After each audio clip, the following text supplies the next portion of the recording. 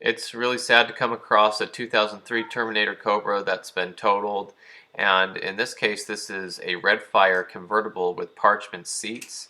So out of the Redfire Cobras for 2003 that were convertibles, there were 610 built, and with the parchment seats like this one, there were only 196. So that makes this car 1 out of 196, which is pretty rare. Now the parchment seats aren't exactly the most desirable. Some people don't care for them, but it is a pretty neat car and a pretty low mile car. Of course, the convertible is also considered less desirable to a lot of people, but I've had a lot of fun driving my friend's mineral gray convertible Terminator Cobra, and I think they're really nice cars and they're really fun.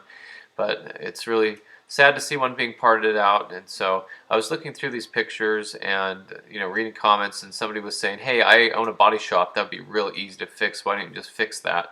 And looking at the damage, it doesn't really seem that bad. I mean, the GT I just fixed myself in my driveway, the whole front of that car was pushed all the way into the engine. Like, the bumper was bent completely in half, that big steel bumper, and the radiator had been pushed into the crank pulley, making an indentation on the radiator. So this is nothing compared to what I had just done on my car, and a body shop could really get this fixed pretty quickly and straighten it out. Now, there are some things involved in that. Maybe the person didn't have insurance on the car, they just had liability only, and they wrecked it, and now that's all money out of pocket that they don't have to fix something.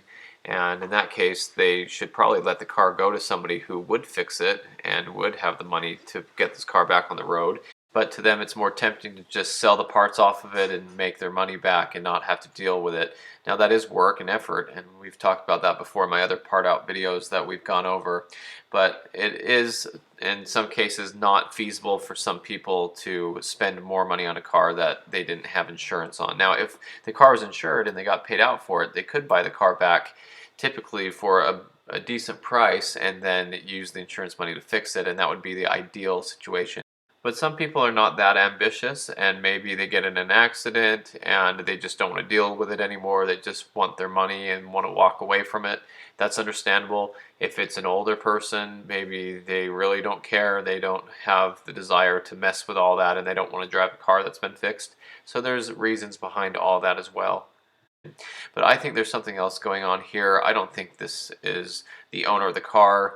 The plates aren't on it, and I've noticed that in the background you can see the remains of another car, which I'm pretty sure I did a video about them buying and parting out this 10th anniversary Cobra just for the profit involved. So it's unfortunate, but it looks like this car fell into the hands of someone who bought it for parts and wants to try to make money parting it out instead of fixing it.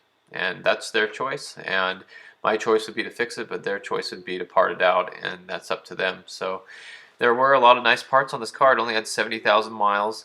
But if anything, we'll just document this car as gone and parted out. Maybe someone will buy the shell. That's always something that's a possibility. But it's sad to see a Redfire 1 of 196 car being parted out. And so anyway, hopefully somebody will buy what's left of this car and bring it back to life, but we'll see what happens. So thanks for watching. I hope you enjoyed the video. Stay tuned for more Mustang content.